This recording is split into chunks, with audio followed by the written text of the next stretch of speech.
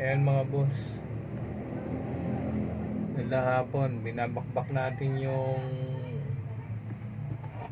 nakat natin na board ng tube preamp. So ito na lang naman yung gagawin dyan. Bakin lang natin yung mga hindi na kailangan, yung mga nakat na natin.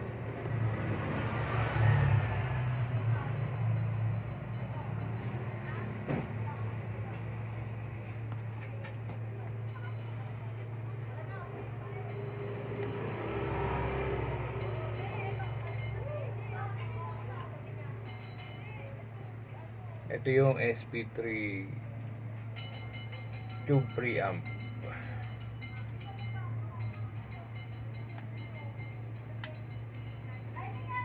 Bali 8 pirasong 12AX7 ang gamit nito.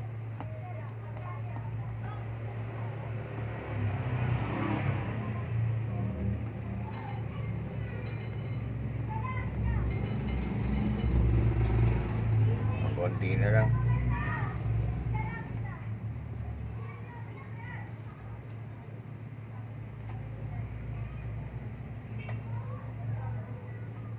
May babad na natin yan. So ayan,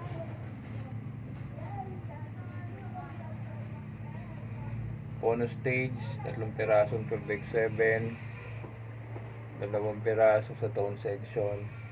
Ayan, dito yan. 3 piraso sa high level SP3. Ito naman yung board ng power supply. Ayan.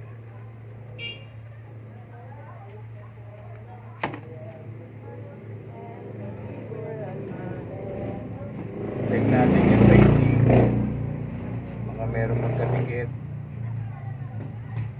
Pagka sure na walang magkadikit, ayan, saka check natin yun, baka mamaya may pandikit ng masking tape doon. Pagka ganun, hindi yan matutunaw.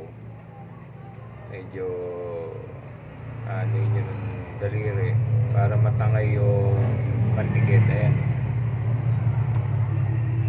So pagka ganyan, mas maganda pagkakatunaw kasi walang mga tansol na may iwan.